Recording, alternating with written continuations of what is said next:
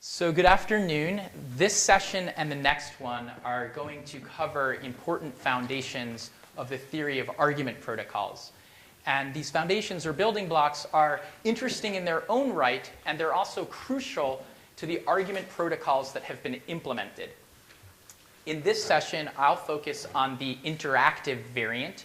That's because once you understand what's going on with the interactive variant, it's a little bit easier to understand what's going on in the non-interactive variant. I should make clear up front that the non-interactive variant has better properties, but it will also be based on stronger and in particular non-standard, non-falsifiable assumptions. And in fact, the interactive argument that I'll be presenting right now is the only backend that's an argument protocol that's expressive enough to be an argument protocol that's been implemented that's based on standard assumptions. So that's one reason why we like it. OK, in order to get into that, this concerns the back end. I need to remind you about what the front end is doing. The front end, recall, is mapping from a computation, for example, in a high-level programming language, or even just the developer's intent, your intent, down to an arithmetic circuit, and really down to a set of constraints that, recall, are satisfiable if and only if the particular input and output that are bound into those constraints correspond to the correct input and output of the original computation. And I've written that in somewhat more formal notation on the slide. You have it in your notes. The concept is just the concept of equivalent constraints. The point is that the job of the back end, once we have the front end having done its work, the job of the back end is just for the prover to convince the verifier that a given set of constraints is satisfiable. That's it. And I don't want you to have to think too hard about what the front end is doing. I just want you to put in your mind that we're going to think about how one party can convince another that a particular set of constraints is satisfiable or is not, meaning that the other party shouldn't be fooled if they're not satisfiable. So that leads to our goal, prover convincing verifier that a set of constraints is satisfiable while obeying our usual requirements stated informally in this context, namely that the verifier's running time be less than that of executing the computation, and will be willing to work in an amortized model in which if the verifier were only working over one computation, the verifier wouldn't save work. But the idea is that whatever work the verifier incurs ideally could be amortized over multiple instances of the protocol having been run. And we'll ideally have the prover's running time be, we said before in quotations, not much worse than that of actually executing the computation. I'll say quasi-linear for now, meaning an extra log factor on top of whatever the running time was. We also will strive for protocols where the mechanics are simple for the reasons I stated, that first of all, they're interesting. You can describe in 1 hour how a particular protocol works when the mechanics are simple. You can fit it on just one page of notes. But also that when the mechanics are simple, the protocol is easier to implement, easier to optimize, easier to get right. So this is our goal. And when the prover, our high-level goal again is if the prover is convincing the verifier that a set of constraints is satisfiable, I'm just going to assume for the rest of this hour that the prover knows what the satisfying assignment actually is. I'm not going to dwell on where the satisfying assignment to the constraints came from. But for now, you can imagine, we'll deal with that in detail tomorrow morning in the 2 sessions, mine and Iran's. We'll talk about where the prover got that satisfying assignment. But for now, just imagine that in the course of executing the computation, normally, quote unquote, the prover derived a satisfying assignment. So this is our goal. And the first attempt you could imagine for solving this goal, if a prover wants to convince a verifier that a set of constraints is satisfiable, well, the prover could just send the satisfying assignment to the verifier. This is exactly analogous to what Yael had mentioned when she had said that one way for a prover to convince a verifier that a graph is 3-colorable is just send the graph along with the coloring. In our context, the verifier could, given the satisfying assignment, check each constraint, each of those equations we were talking about. The trouble is that by the time the verifier does that, since the number of constraints is approximately equivalent to the number of steps in the computation, in order to perform that explicit check, the verifier would be doing as much work as it would have taken to carry out the computation, undermining our original efficiency goal and leaving us back where we started. So the next thing you could imagine doing is something that Yael had mentioned and I had hinted at earlier this morning, is to use the asymptotically best PCP constructions that exist in the literature. The idea would be to have a prover using the latest and greatest technology, PCP technology, materialize a probabilistically checkable proof, send it to the verifier, have the verifier check it in a constant number of locations, and then accept or reject on that basis. And the idea here is that the satisfying assignment to the constraints is getting encoded in the PCP itself. The trouble, though, is that if the satisfying assignment is getting encoded in the PCP, it's an error-correcting code, as Yael said. And error-correcting codes means things get bigger, not smaller. And so the PCP is actually larger than the satisfying assignment, again undermining our efficiency goal. OK, the next thing you could imagine doing is turning to the paradigm of Killian and Macaulay, which Yael went through in depth. So I'm not going to go through it in great detail. The idea is just that the verifier, the prover materializes the entire proof. And the verifier asks the prover for a commitment to it, stop. And then the verifier asks the prover what values the proof contains at particular locations, and then carries out the PCP tests. This is a wonderful idea in principle, but in practice it seems like the constants that attend the asymptotically best PCP constructions make them rather expensive in practice. I know that Iran Tromer and Alessandro Chiesa and others have been working on an implementation of this for several years, but my understanding is that the concrete constants are somewhat difficult. And while the approach is wonderful in theory, in practice, it gets a little bit more expensive than one might like. So the next approach we're going to turn to is actually a bad idea on paper, but it leads to a good one in fact. And the bad idea is to turn to so-called long PCPs. And in this approach, we're going to imagine that there is a long PCP somewhere. We'll talk about what that somewhere is. And I'm just going to establish in the next 40 minutes or whatever the two claims that are listed on the slide, which I've stated informally. There's a more formal version in the fine print, and then your notes go into even more detail. But the idea is that I'm going to claim that there exists a long proof such that the verifier can be convinced about the satisfiability of some constraints by inspecting that long proof in a constant number of locations. The number of the entries themselves will contain field elements. I didn't want to get into bits versus field elements, so I'm keeping things simple by just imagining that the proof is a sequence of field elements. And then the next part of the claim is that this long proof doesn't actually have to be materialized, that we can force the prover to play the role of the long proof in a way that is not overburdensome for the prover from an implementation standpoint. Now, the thing is that this picture requires so-called setup costs or so-called preprocessing costs, because in order for the verifier to issue a query against an enormously long proof, the verifier has to materialize an index that itself is very long. In order to index into something absolutely enormous, the index itself has to be rather large as well. And in order to amortize the work of even expressing the index, the verifier has to have multiple instances of the given computation, perhaps on different inputs and outputs, to actually amortize. So now you might be wondering, well, the approach on the previous slide was better in theory. This one requires amortization, which is strictly less desirable. Why are we even mentioning this? Well, beyond the fact that the construction I'm going to present is kind of interesting and fun, or at least for me, it turns out that this meets our simplicity goal. And it's a soft claim. I don't know that a theoretician would really care one way or the other, although they do care about the building blocks, so I'd encourage you to focus on the building blocks. But the high-level claim is that the approach I'm going to present is simple and that the constants are good. And I'll try to demonstrate that by actually working through it. So what I'm going to do now is go through and try to establish this first informal claim. And I believe I'm going to be able to work through every single detail. I won't be able to give you every proof of every statement, but I think I'll be able to describe the construction fully without any details left off. And you should feel free to ask questions. So I've set this up, or I'm intending to go through this in such a way that everyone can follow it. And I would encourage you to please ask questions if things are not clear. So I'm going to switch software programs for a moment. And what I'm writing here at the top of this picture, also in your notes, is the exact claim that was highlighted on the previous slide. So there's no sleight of hand here. And I'm going to establish this informal claim. Well, it's not totally informal, but I'm expressing it informally. And in order to do that, I have to say first what I mean by check.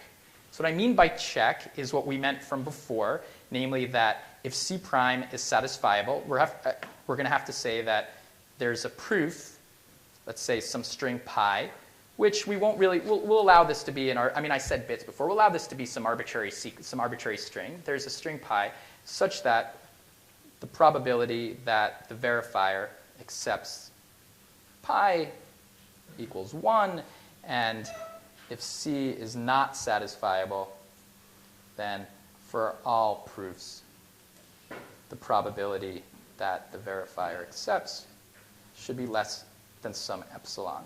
This is what it means to check. And if, can you go to a darker color for the technique? Yes, I can. Thank you. And I'll also actually increase the thickness. I think I can do that. How's that?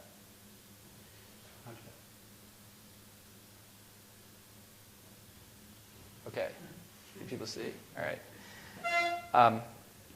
Are people able to, should I rewrite what it says on the slide there? Or are people cool? Cool? All right. You can request a rewriting. It's fine. And so now in order to think about, all right, how are we going to do this? What should our proof look like? And I guess I should say that there exists a verifier that's going to have access to the constraints themselves. Now, and I should make clear that these constraints C prime depend on the particular input-output, but I'll deal with the way that the constraints depend on the input and output of the given computation in a bit. So here's a thought. Let's just consider this polynomial here, Q of Z. And what are these Q's? Well, I'm imagining that the constraint C prime is really just a bunch of degree 2 functions. Why are they degree 2 functions? Because the language in question, remember, is these degree 2 constraints over finite field, the satisfiability of those equations. Each of these Q sub i's or Q sub j's will be an equation, a degree 2 equation over the given finite field. And each Q sub j is degree 2 over z, the intermediate variables of the computation, because we're imagining that x and y are bound. So the only free variables are z. And as just one example, maybe q5 of z, and z you can think about as being a vector, equals z3 times z4 minus z5 equals 0. You could just think about that. That's an example of a constraint. And then these gammas, what the heck are these gammas? All right, so these gammas will be randomly selected from a finite field, and we imagine that it's the verifier doing this selection of these gammas. And now, let's see, what do I want to say about this?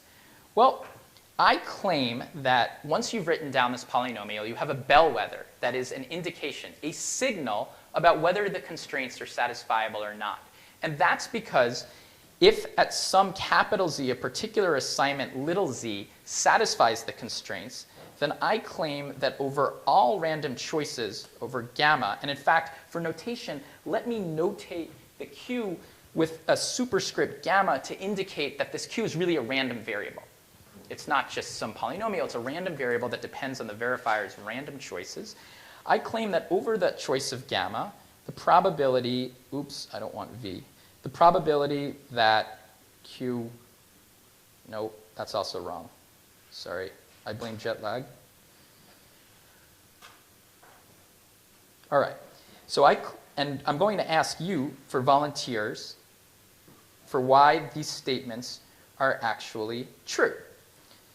So this is the finite field, 1 over the finite field. So I claim that first of all, this thing's a bellwether, because if we only knew whether that thing evaluated at big Z equals little z, if we only knew whether that was 0 or not, we'd be in business. Because if you look at what's written here, this has the exact probabilistic structure that we wanted. Right? What it means to check is that verifier accepts correct proofs with probability 1, rejects incorrect proofs most of the time. That's precisely what's being said down here. So if we could just arrange that when constraints are satisfiable, the verifier could figure out what Q of Z is.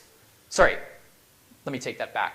If we could just arrange for the verifier to find out what Q of Z is, end of story, we'd be in business, because querying Q of Z essentially answers the question about whether the constraints are satisfiable or not with the desired probabilistic structure. Is that clear? Roughly? Please ask questions if it's not. So now I'm going to ask you, the first one's a little bit easier than the second. They're both fairly straightforward. Why is this thing that I've just highlighted, why is this true?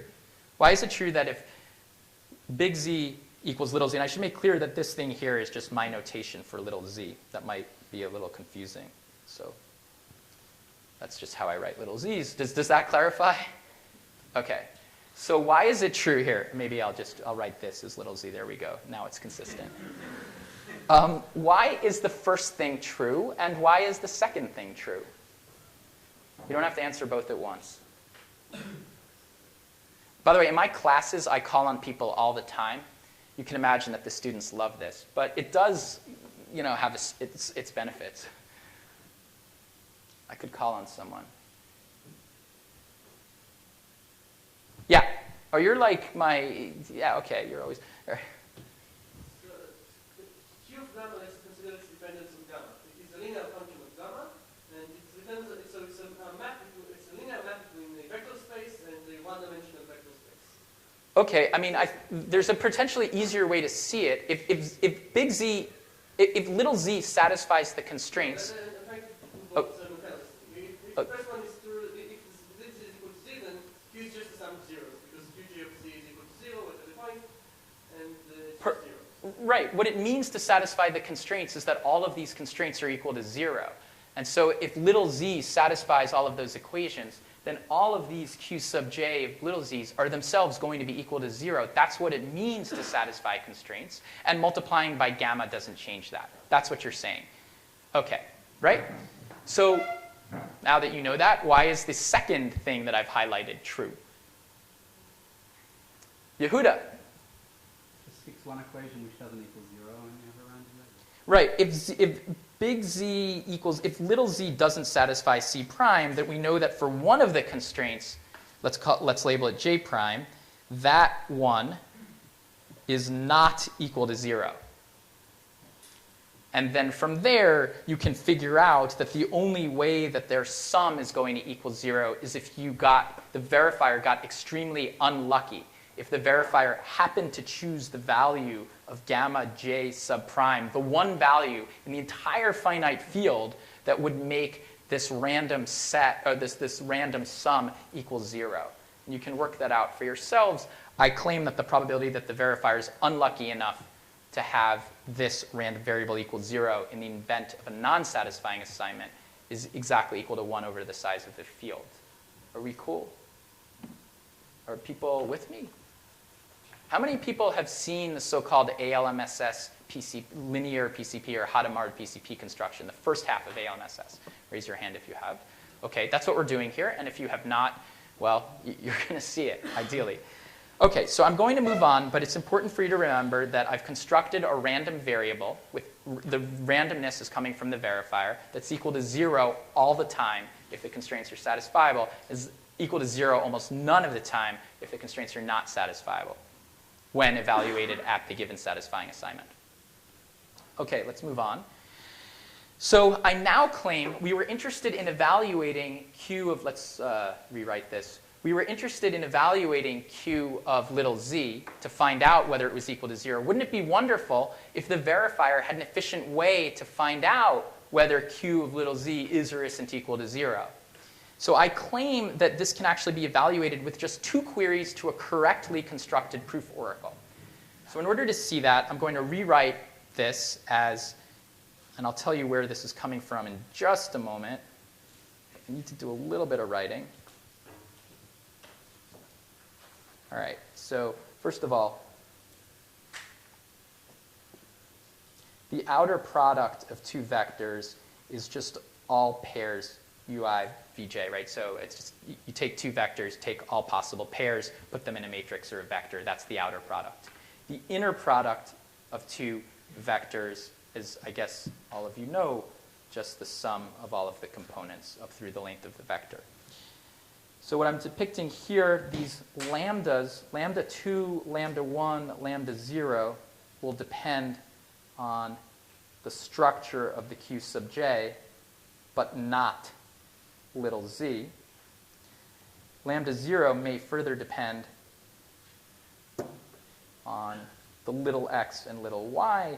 That's because, for those of you who are following every detail, Q itself depends on little x and little y, because C prime, I'm back to the first slide here, C prime really depends on little x and little y, which means Q depends on little x and little y because each constraint does. And the way that the dependence on x and y shows up is only in the lambda 0 term. That'll turn out to matter in a bit.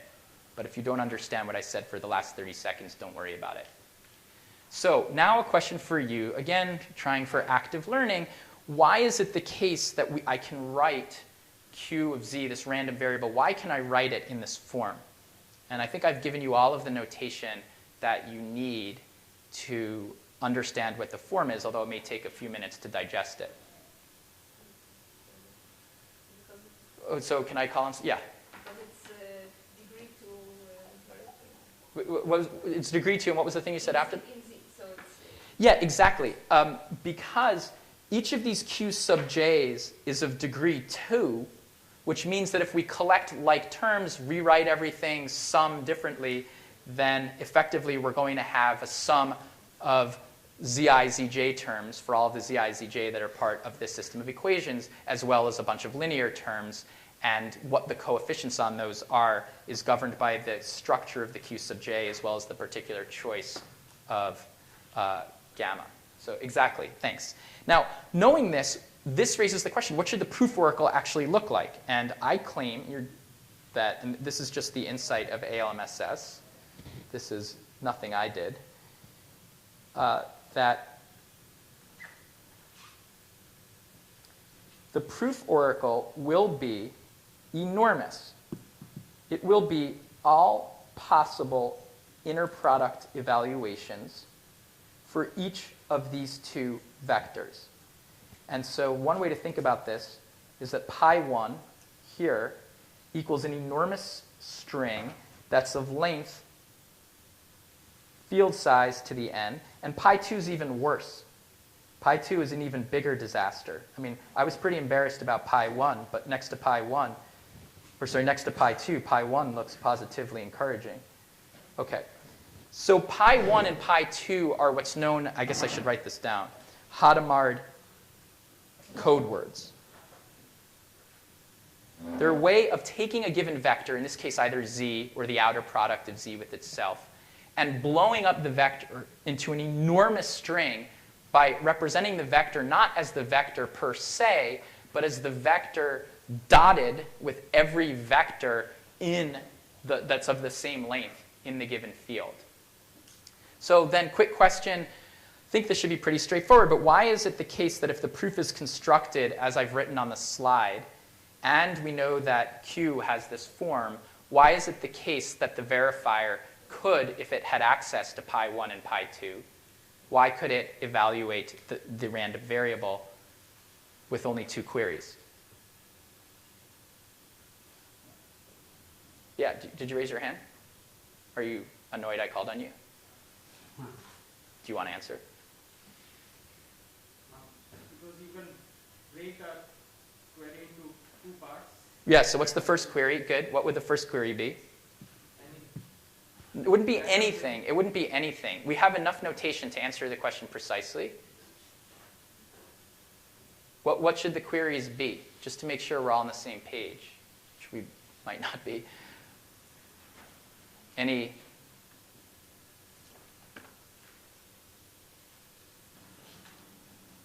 So the query to pi1 should just be lambda 1 itself, and the query to pi2 should just be lambda 2. The dot product of lambda 1 and z lives somewhere in this enormous string, because I told you the string consists of all dot products.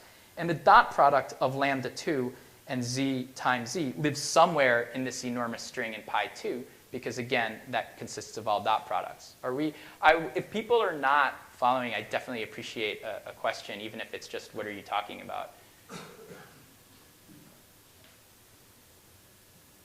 Yeah? Can you get back a little bit about why the proofs are like that? That's just inspiration on the part of the original authors. That's a great question. So the question is, why are the proofs like this?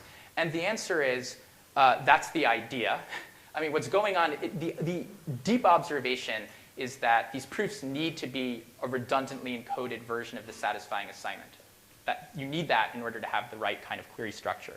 The particular form of the proof as being a Hadamard code word The insight is just that if you use this algebraic technique, it's exactly possible to evaluate this random variable with 2 queries. They have that insight. I mean, it's possible that the authors of ALMSS might explain it differently, but once the work has been done and you observe that these Hadamard code words as strings or redundant encodings of Z, then that's just, this is kind of the construction and it works. I don't know what inspiration led them to that. I'd like to know, but I don't. Does that answer your question? This page is sort of the what if. What if we set this up? Then the verifier could get its queries answered with just 2 probes to a proof string if it had access to it. The problem, though, is that, but by the way, if there are other questions, please ask. Yeah? I guess you are counting the input and the output as part of the Bloomberg's assembly? Yeah, so the way, that's a great question. Where did the input, you mean like little, little x and little y? Yeah, so where do little x and little y come into play? That's a great question. And it had to do with the fact that C prime is defined to be the constraints in which big X takes on the value little x and big Y takes on the value little y. I defined C prime like this on the other slide, which in turn means that C prime itself implicitly depends on little x and little y. The constraints, one way to think about it is that the structure of the constraints does not reflect the particular values of little x and little y, but whether the constraints wind up being satisfiable is absolutely dependent on little x and little y. Does that answer your question? And concretely, the lambda 0 here winds up depending on little x and little y. It winds up being, I think, a linear combination of the x's and y's plus whatever other constants were in the system of equations. Does that answer your question?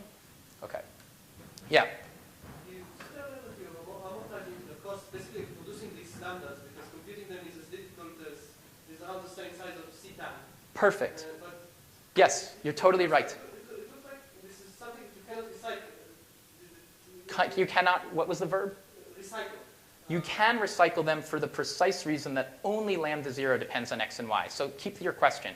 It's a great question, and it means you're following. That's fantastic. So the question is, generating these lambdas, in particular lambda 2 and lambda 1, seem like they are as much work as doing the computation. And while this gentleman is willing to believe that I could possibly reuse the work in principle, your thought, which turns out not to be quite right, is that the lambda 2 and lambda 1 are going to depend on x, y in such a way that I won't be able to reuse them. But it turns out I can always write down the constraints in such a way that the x, y appear down here. That's an exercise for you if you want to do it. So it doesn't matter where big X and big Y showed up in the original constraints. You can always, with a very natural transformation, write down a set of constraints in which the little x and little y appear only in that term.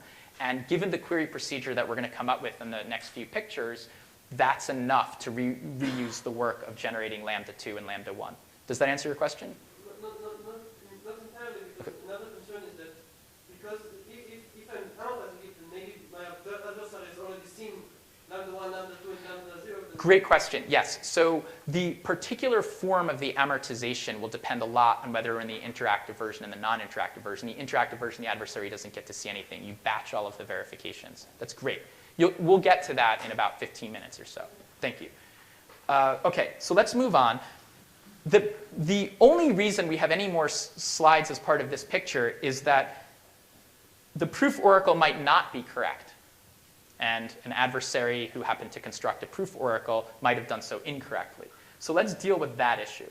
The first issue is that pi1 and pi2 might not actually be Hadamard code words. So it might be the case that this proof pi1 is not equal to this thing that I had from before in which you use all inner products, right? The adversary might have constructed pi1 otherwise. So the way to get around this is with an idea known as linearity testing, which I think is very cool. It winds up introducing costs, but it's important to understand in this general area how linearity testing works. So the first observation is that a Hadamard code word is also a linear function. What's a linear function? A linear function is just one for which f of a plus f of b equals f of a plus b for all a and b in the domain of f. That's what it means to be a linear function. So Blum, Luby, and Rubenfeld in the so-called BLR linearity test said, well, if you want to know whether a function's linear, Here's the simplest possible test you could imagine. Pick a random vector, pick another random vector, and see whether the linearity relationship holds. It wasn't the mechanics of the test that was their contribution, it was the analysis of the test.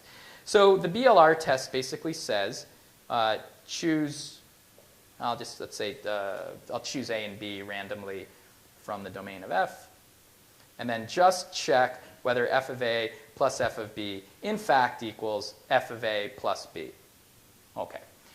So it turns out, this seems like this shouldn't work, but it turns out that this test is totally awesome. It provides a guarantee that's useful. And in order to express what the guarantee is, I need to define a term, namely the concept of delta closeness. So two functions have a particular closeness or farness if they agree or disagree on if they disagree on a certain fraction of their domain. So f and g are, let's say, 1/5 close if for 1/5 of the points in their domain they disagree and they agree everywhere else. And BLR have established, as well as other analysis, and here's a lemma due to them, which I will not prove, that if this is kind of crazy, if some function g is, and I'm choosing 1/10 for a good reason, is 1/10 far from any linear function, then the probability over the choice of A and B that g passes BLR, and again, we assume that this whole function table is available to the verifier. This will not be what actually happens in practice, but we're working in that model for the time being. Then the probability that the test passes is less than or equal to 7/9. Where the heck did 7/9 come from? Well, so it turns out, first of all, this 7/9 is a little bit of a disaster because it'll turn into the soundness error of one run of the protocol. It'll turn out that we won't be able to get, remember that epsilon I talked about? That'll turn out to be not quite so small. It'll turn out to be 7/9. So we'll have to repeat the protocol a bunch to crush the 7/9 and get it to be smaller. But a question arises, can we make the 7/9, it's turning into the soundness error. We want soundness error to be small. Can we make the 7/9 smaller? And it turns out that we cannot. Not in the case of general linear functions. So there's this awesome example due to Coppersmith example.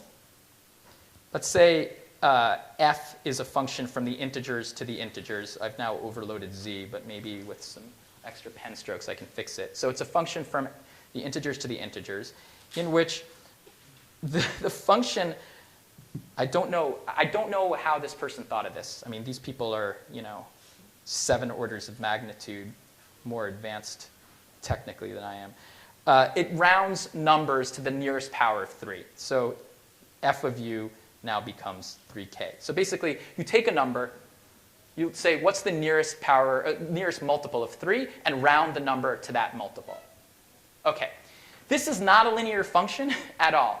What do you think, just looking at this? Well, you might have a guess by now. What's the probability of passing the BLR test, Coppersmith's function?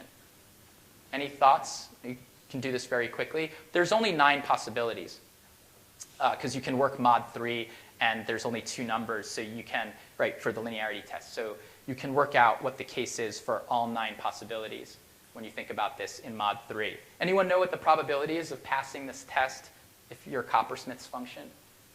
Want to take a guess based on what I said was an example? Anyone want to take a guess?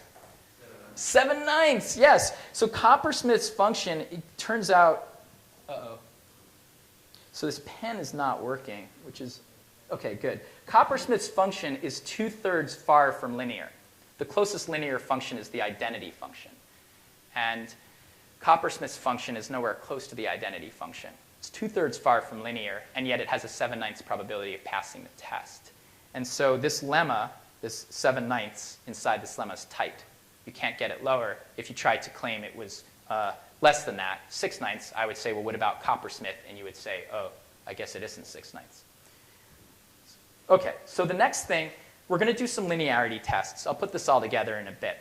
The next thing we could have, after we've done these linearity tests, it might be the case that the proof oracles, these pi1 and pi2, are close to close to Hadamard code words, but they're inconsistent with each other, which is to say that perhaps pi1 is encoding all of the dot products with some vector z, and pi2 is encoding all of the dot products with some vector w, And it's not the case, well, actually, let's just do that. And it's not the case, sorry.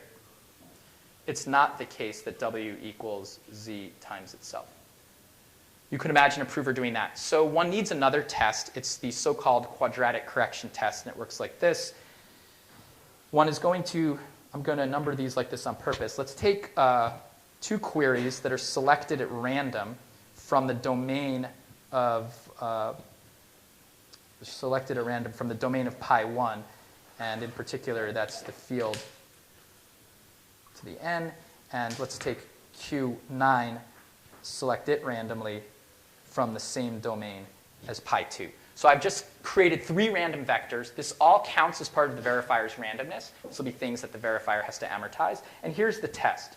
Basically, check whether pi 1, when evaluated at Q7, this is a scalar, times pi 1 evaluated at Q8, also a scalar, is equal to or not pi 2 evaluated at Q7 times Q8 plus Q9 minus pi 2 times Q9.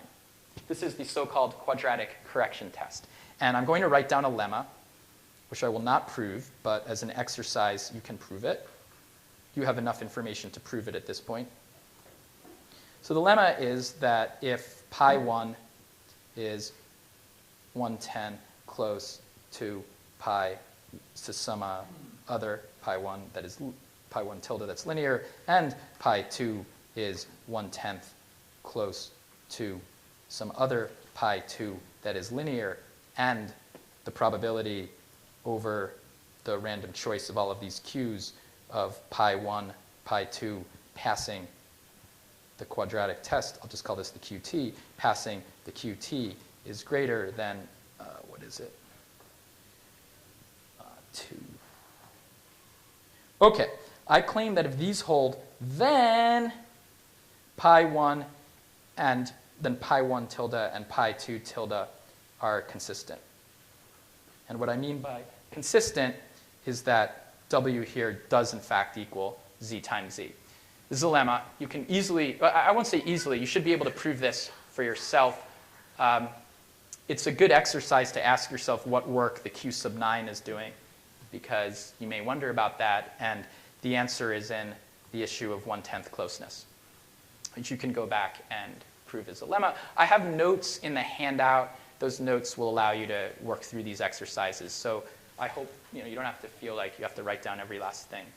Okay, so we've now had 2 tests. We've asked what happens if pi 1 and pi 2 aren't Hadamard code words. We've asked if they're Hadamard code words, but the vectors that they're encoding are inconsistent. And now we come to the issue that they might be encoding the same vector, but that vector might not be a satisfying assignment. And so then we get the so-called circuit test, in which we're going to select a Q11 at random from F and a Q12 at random, excuse me. And what are we going to do? We're going to check whether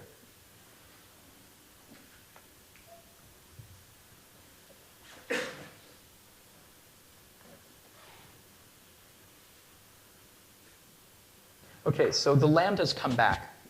Our old friend, the lambdas.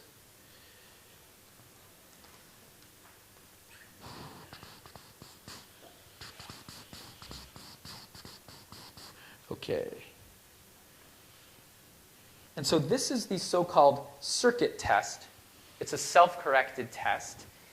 And if you're wondering what the heck is going on here, take a look at this expression here, which I'm trying to highlight. Because of the 1/10 closeness property, it turns out that with probability greater than 8/10 by the union bound, this thing actually equals pi 2 tilde of lambda 2. But what is pi 2 tilde of lambda 2? Pi 2 tilde of lambda 2 is, anyone want to remember what this is? So what is it? What is it? Of what with what? Good. And likewise, for the exact same reason, also with probability greater than 8/10, pi 1 tilde equals the inner product of lambda 1 with z. Now, the reason this is good, take a look at this expression, take a look at this expression. I'm now going to go back 4 slides. Oops. We are now testing that original random variable that we wanted to be testing. With probability 8/10, the verifier is finding out what the value of that random variable is. So we have actually now managed to give the verifier a way to inspect these variables with pretty good, to inspect these inner products with pretty good probability. Okay, I'm zooming back to where I was. Or at least I'm trying to.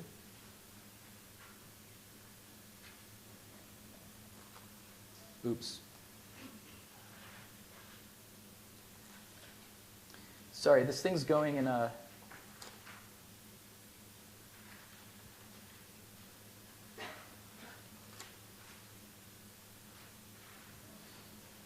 Okay, so this is the circuit test. Uh-oh.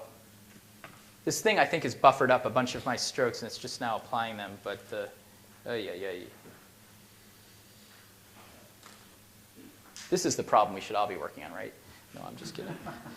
Okay, so there's another lemma. And that lemma is that... Uh-oh.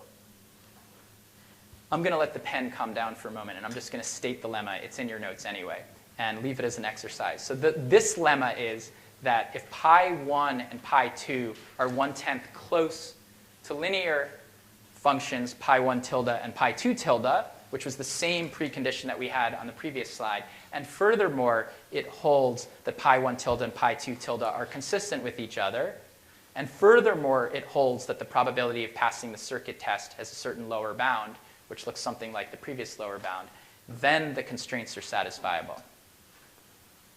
So actually, let's see if the pen has come down. So good. No. If pi 1 is... What should I do? How do I solve this problem? Maybe close the program and open it again? Yeah, I mean, the thing is, if I do that, I'm going to lose the text I have, which isn't a disaster.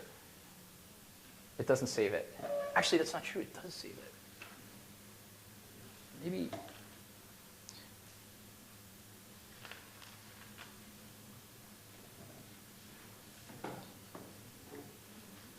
I bet it's like trying to update or something. It's just like, it's just slow.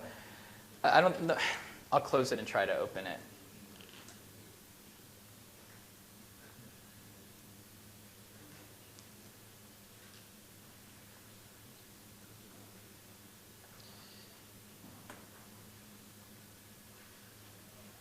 Yeah, the whole thing is slow. Oh well. It's Windows, you know.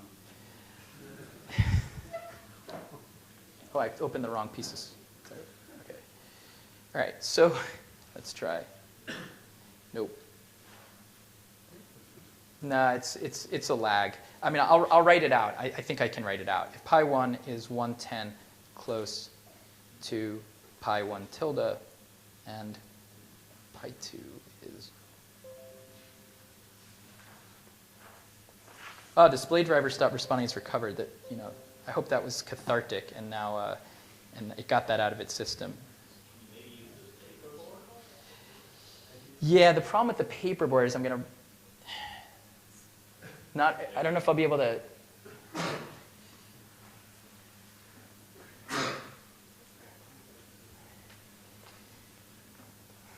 I'll just finish writing out the lemma and then.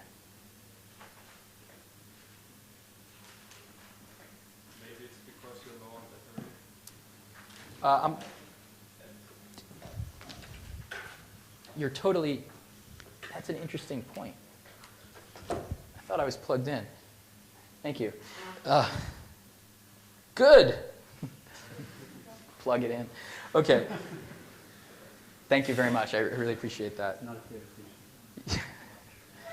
Neither am I. Okay, and the probability of passing the circuit test.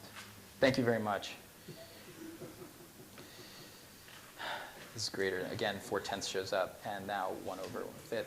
Okay, so here's this lemma. If pi 1 is 1/10 close to pi 1 tilde, which is the same precondition we had on the prior slide here, and and pi 2 tilde is, pi 2 is 1/10 to pi 2 tilde, and they're consistent in the sense that we've been talking about. And furthermore, it holds that the probability of passing the circuit test has this lower bound, then the circuits are satisfiable. That's a lemma. And then as an exercise, you can prove that to yourself. So if you compose all of these lemmas together and do a little bit more work, you will establish that the query procedure meets a completeness property and a soundness property.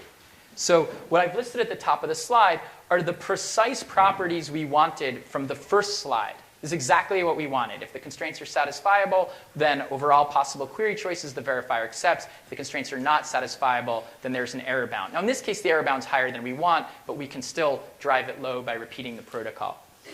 One thing to observe is that there were only 14 queries. If you count out the number of queries, there were 14 of them.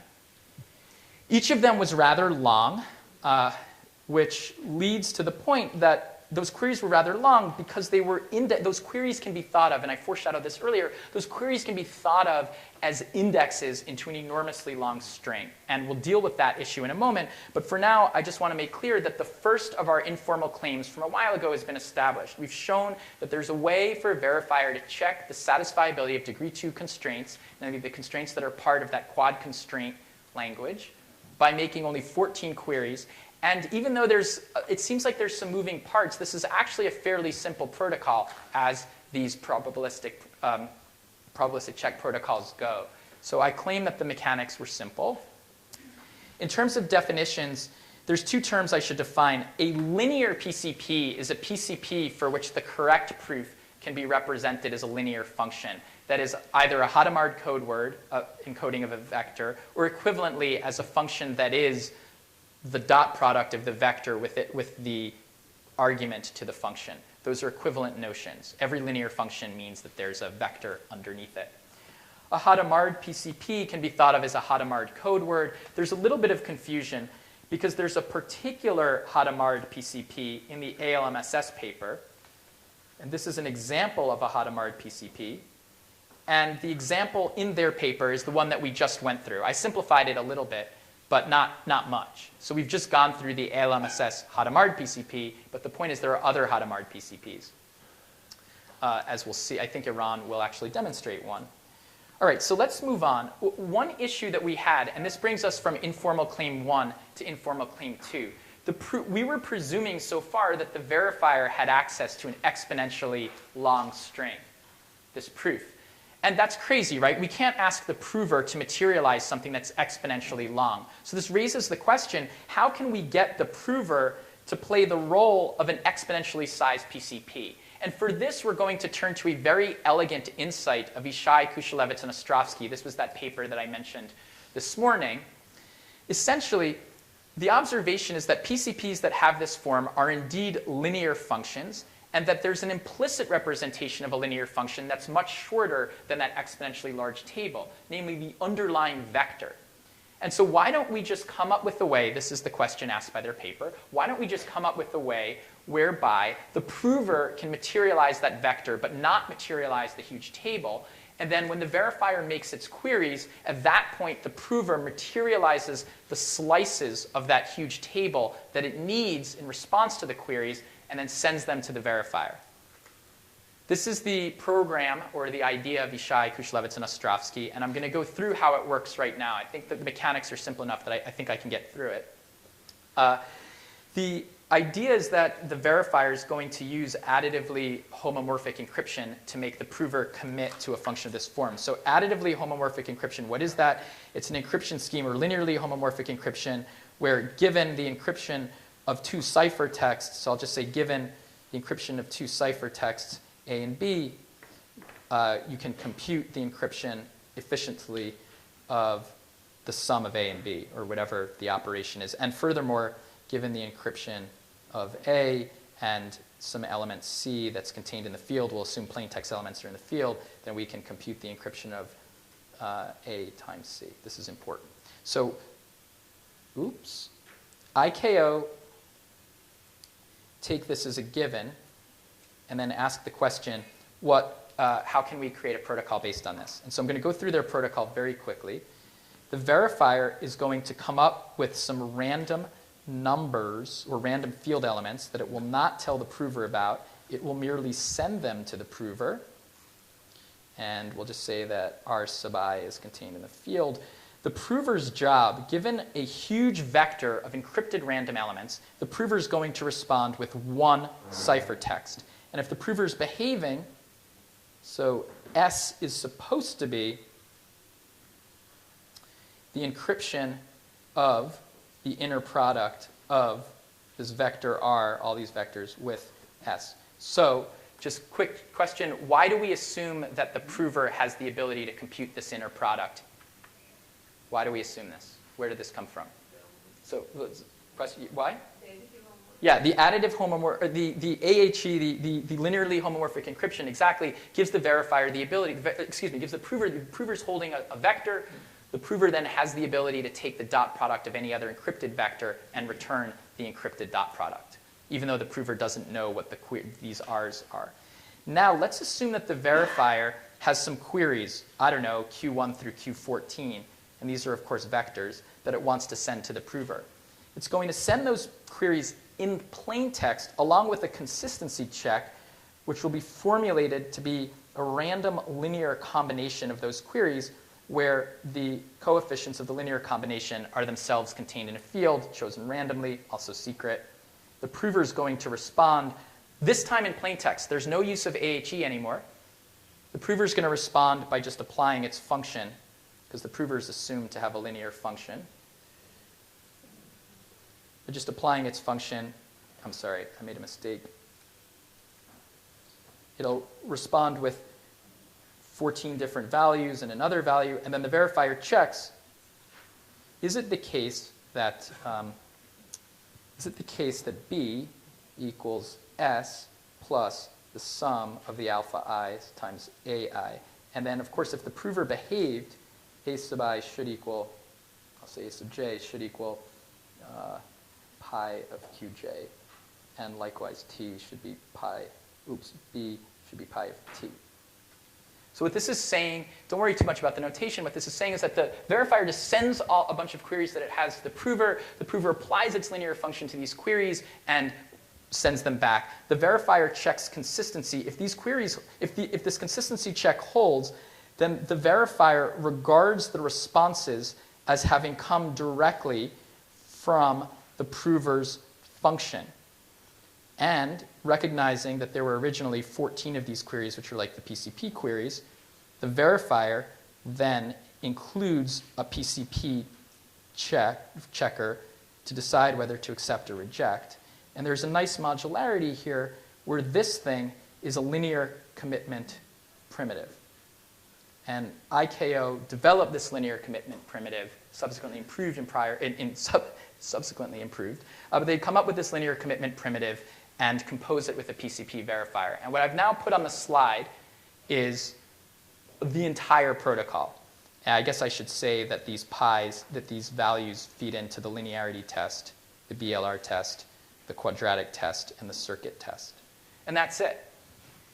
So the mechanics turn out to be fairly simple. Now returning to the, oh, actually I should say one more thing. The informal guarantee, I won't go through the formal details. The informal guarantee is that the prover's bound after that commitment phase, and Yael had talked about this in the context of a different argument protocol. After that commitment phase, it's as if the prover is bound to a fixed function. And therefore, the verifier is justified in taking the prover's values and regarding them as having come from a fixed linear function. And that leads us exactly back to the informal claims that we had. We've now established both of these informal claims. You may or may not agree with me that the approach is simple with good constants, but I mean, it does have fairly simple mechanics as these things go, as well as being an important building block. So to just quickly finish up, to summarize, I'm not going to say this because this summary is exactly what I just said. The reason preprocessing, yeah? What are the gammas? The gammas are the query. The queries depend on the, you realize as I switch software programs, I might get into trouble. That's a great question. These 14 queries here all depend on the gammas in one way or another. Because those 14 queries, those were, for instance, well, they don't all depend on the gamma, only the circuit queries. This is Q sub 13, and this is Q sub 14. And that's where the gammas are. That's it. Does that answer your question? So I said they all depend on the gammas. That's false. Query 13 depends on gamma 2. Query 14 depends on gamma 1. That's it. Gamma 0 isn't part of the queries. It's part of the check. OK? So that's where the gammas are. Thank you for asking that question.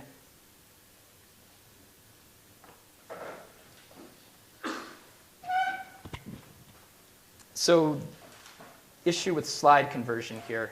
This should look like this. OK.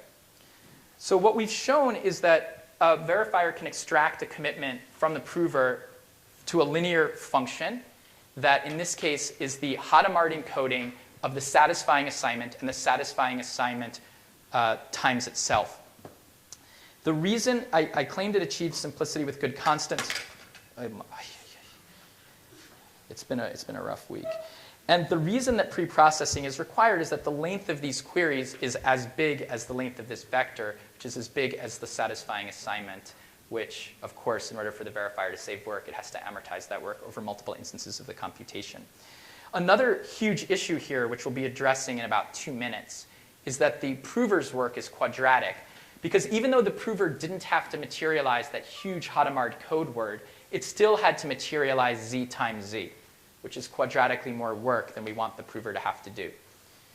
Before I explain or just state how we're going to get rid of the quadratic issue, I want to just give a preview of the next talk, which is Iran's. One way to understand what's going on with the non-interactive arguments, or snarks, that have preprocessing is that they're taking these queries and they're happening in the exponent.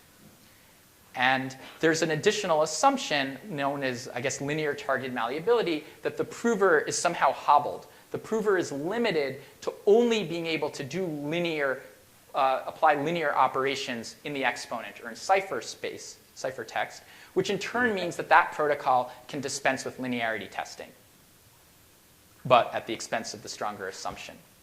The overall proof structure, though, in terms of the z times z, that is very much present. Again, the prover's work is quadratic, and again, we'll be addressing that soon. So just to quickly recap how we got here, we started by saying, what happens if we apply PCPs? Well, the verifier doesn't save work.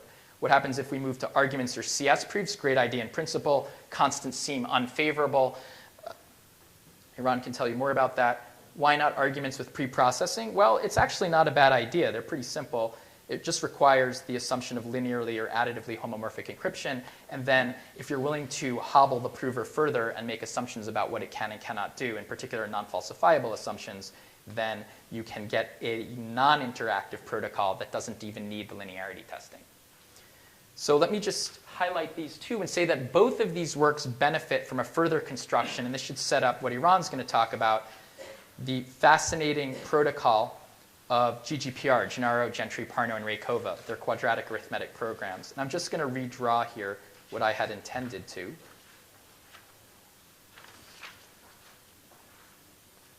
Thank you again for pointing out the battery issue. I really appreciate that. What GGPR do at a high level, and Iran will take you through the details, is that they maintain a linear query structure, but they dispense with the need for the prover to materialize z times z. Now the prover only has to materialize z plus some other stuff that's not much larger than z. And z was the satisfying assignment. This, in some sense, is the best you could hope to do. I should say, though, in fairness to GGPR and also to other authors, the fact that GGPR has this linear query structure and can be thought of as a linear or Hadamard PCP is not something that GGPR, it's not how GGPR articulated what GGPR was up to. That connection was made explicit in other works. Iran may talk about that. OK, but it does address the quadratic costs. And in fact, all of the implemented argument protocols with published results are based on linear PCPs that are themselves based on QAPs. And so I'll just quickly give the landscape of implementations. There's an implementation in which the queries are plain text. I've been talking about that. You can think about this as an interactive argument with preprocessing. My group has implemented this. We call the system Zatar. The name is not that important right now.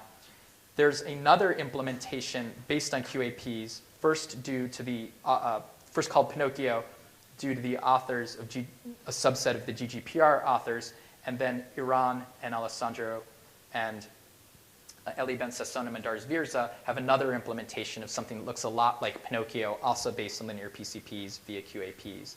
The technical term for these things is SNARGs, or zero-knowledge snarks with preprocessing. Iran will tell you in detail what those things actually are. You may wonder, well, can we get rid of the preprocessing? By the way, the preprocessing is the work required to set up those long vectors. Can we get rid of that in principle? And it can certainly be lowered to a constant. One issue is that the constant's higher than we'd like, but Iran will also tell you about that. There's work that accomplishes exactly that. That's also been implemented. Very exciting work. So to quickly compare these two approaches, the one on the left is based on standard assumptions, but has the disadvantage, and this gets to your question, that the amortization only happens over a batch of computations, because once the queries are revealed, it's game over. Whereas in the approach that's non-interactive, because the queries are in the exponent, there's amortization over all future instances of the computation, which is a strictly more favorable amortization regime. The one on the left is interactive, which some people might find objectionable in certain contexts. The one on the right has the advantage of being non-interactive. It also has the advantage of being zero knowledge. So in the tradition of Yael and the other Simons presenters, I will offer $100 to anyone who comes up. This is a limited problem. Either explain to me why this can't be done, or do it, a zero-knowledge interactive protocol based on standard assumptions. It doesn't have to look exactly like ICAO. Ideally, it inherits the simplicity of ICAO. But I'd like it to be zero knowledge, because zero knowledge has a lot of benefits that Iran will be talking about. And we don't know how to do that yet in the model on the left. I should say, though, as a technical point, both the one on the left and the right have a proof of knowledge property. And Iran will talk about what proof of knowledge is in this context. So all of the reason that I've emphasized QAPs and GGPR is that all implementations so far are based on them. So it's worth understanding how QAPs work. And Iran will tell you how they work. And I'll finally summarize with the three. I don't need to go through this, because it's exactly what I've talked about. I'll just leave it up and ask if there are questions about what I've talked about. No questions? You all understand this stuff perfectly. Probably better than I do. Yes? Connect the tables. First you showed the table with the recap, and then you showed another slide with the implementation. Can you connect what is the exactly going? Yeah, so you want me to connect this slide to the other table. Yes. I'm going to do that. This is the left-hand side of that table. Actually, no, let me do it a little bit more honestly. They're all based on QAPs. And this is the left-hand side of that slide. And this is the right-hand side of that slide. And reportedly, Iran and Alessandro have an implementation of this. But we don't know what the performance is like yet, this one here. So for the published results, the left-hand side is the arguments with preprocessing. The right-hand side is the snargs with preprocessing. And both of them go from a quadratic prover to a quasi-linear prover via the fascinating construction of QAPs. Does that answer your question? The next slide is a refinement of this slide. The next slide is not a refinement, it's a restriction, because the next slide doesn't depict that. Does that? Okay. Thanks for that. It's actually a good question. I appreciate it. Are there other questions? Okay, I think I've gone over time, and I apologize for that, and also for the technical issues. But definitely let me know if you have other questions. The notes contain other things if you want to kind of work through some of these and do exercises on your own.